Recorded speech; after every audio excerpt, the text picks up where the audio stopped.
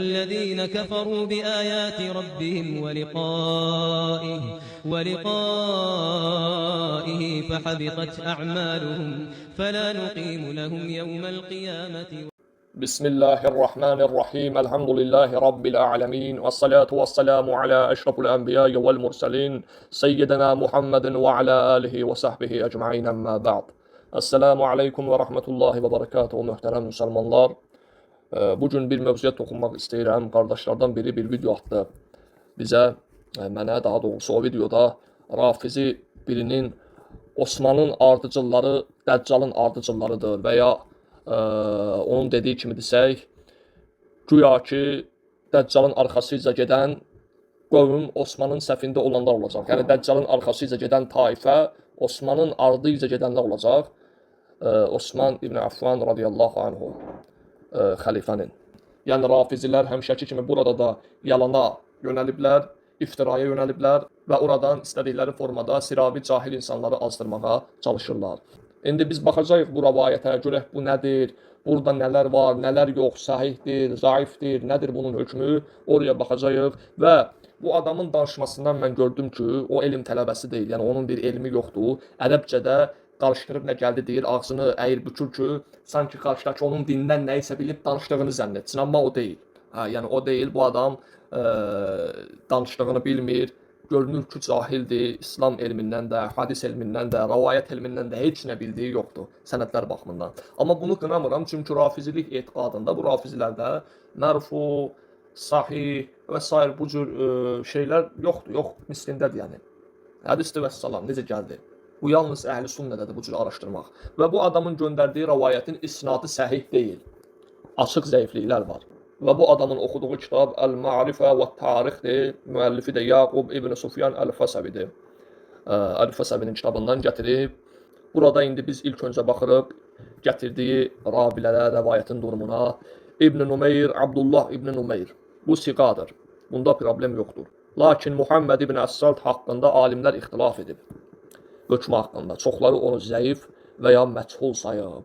Yəni alimlərin əksəriyyəti belə deyibsə, sən onu bizə siqadır deyib, nə bilim düz danışan, haqdır deyib, sıraya bilməzsən. Ortada rəy var, alimlərin sözü var, haqq və batil açıq aydın bəllidir. Muhammed İbn Əssalt haqqında alimlər ixtilaf edib. Çoxları onu zəif və ya məchul sayıb durumu barədə. Etibarlı hədis imamlarının da ona ixticacı yoxdur. İndi bilmirəm bu adam ixticac nədir, tədlis nədir bilirsə dediyimi anlamışdır. Və sonra Mənsur İbn Əl-Əsvad, bu da tanınmış siğa ravilərdən deyil. Bu adam orada deyir tanınmış siğadır filan, o deyil. Mənsur İbn Əl-Əsvad tanınmış siğa ravilərdən deyil, halı naməlum, zəif sayılır. Və sonra Əl-Əməş. Əl-Əməş siğadır. Bunda məsələ yoxdur, problem yoxdur.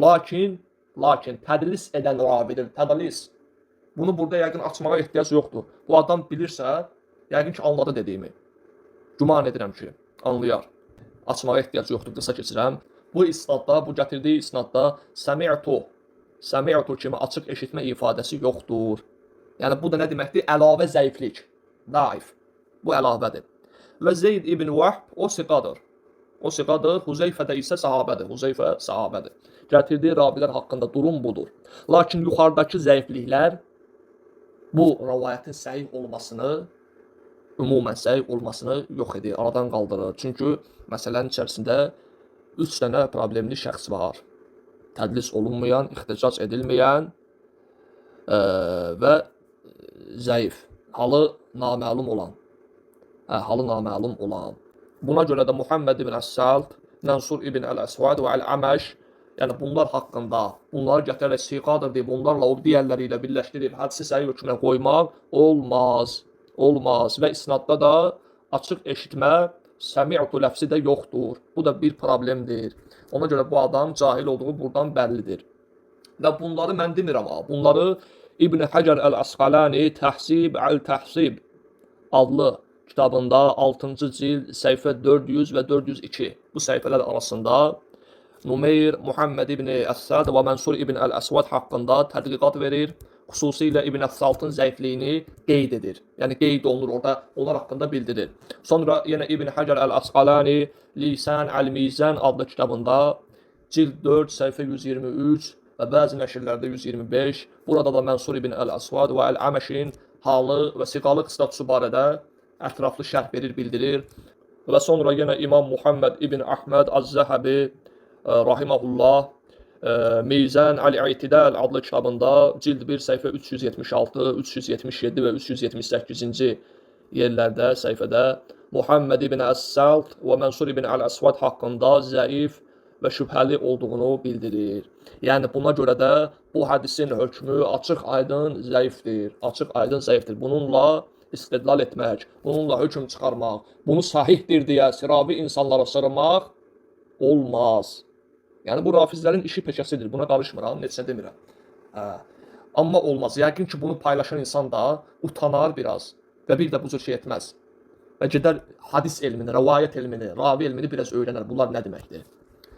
Və qaldı ki, Əl-Mərifətül və Tərix kitabına Yaqub ibn Sufyan Əl-Fasavidən açıq aydın özü bu kitabda Osman ibn Affan adlı babda, bölümdə daha doğrusu açıq aydın Osman haqqında deyir ki, İnnə Osman ləminə əfdəli əshəbə Rasulillah sallallahu aleyhi və səlləm. Həqiqətən Osman Allah Rasulunun sallallahu aleyhi və səlləmin ən fəzilətli səhabələrindəndir. Elə Əl-Mərifə və Tərix adlı bu kitabında onu bildirir. Bu kitabda onu bildirən adam digər şeyi bildirib, zəif və ya səhih olmadığını bildirə bilər. Yox, şərhində alimlər, o kitabın şərhində onun da daif, zəif olduğunu bildiriblər. Amma bu adam oxumur. Bunların işi peşəsi budur ki, yalanı doğru kimi insanlara sırmaq. Sonra yenə Əl-Mərifə və Tərix kitabında davamında deyir ki, Kənə Osmanu xayran kəsiran və kənə min xayrə'l muslimin. Osman çox xeyirli bir insan idi və müsəlmanların seçilmişlərindən idi. Xayrə'l muslimin, seçilmişlərindən idi, xeyirlilərindən idi. Yəni bunu açıq aydın Yaqub ibn Sufyan Əl-Fasavi bu kitabında, Əl-Mərifə və Tərix kitabında açıq aydın bildirmişdir. Ey Rafizi, sənə səslənirəm, get biraz hədis elmini öyrən, biraz rəvayət, ravi, hal nədir bunları öyrən, əhl-i sünnəyə də bir nəzər getir, sonra bu cür şeylər paylaş. Burada sadəcə özünü utandırmısan, özünü alçaltmısan, bilərək və ya bilməyərək qarşıdan baxan bir elm sahibi sənə baxıb sadəcə gülür. Belə zəif məsələlərlə, zəif rəvayətlərlə insanların arasına fitnə salmaqdan, insanları azdırmaqdan, onları nəyəsə yönətməkdən çəkin, Allahdan qorx. Sənə tövsiyəm odur ki, Allahdan qorx, gətirdiyin şeyi nəzərdən keçir, sonra gətir. Çünki görürsünüz ki, biz belə bir şey etmirik. Bilmədiyimizi də səhihdir deyil və ya zəif bildiyimizi, səhih bildiyimizi biz demərik. Hətta biz öz alimlərimizin kitablarından nələrsə oxuyarkən, orada zəif bir şey olarsa bildiririk ki, qardaş, bu zəifdir və bunu demək bizə vacibdir üstümüzə ki, zəif kimi deyək, sahih kimi deyək. Sizi kimi zəifi sahih adı ilə insanlara sarımaraq. Allah sizləri hidayət etsin. Allah bizim də günahlarımızı əfv etsin, bizləri bağışlasın. Nəstəğfiruhu və nətubə ileyh. Vəlhamdülillahi rabbil ələmin. Və sallallahu və səlləm alə nəbiyyina və habibina Muhammed.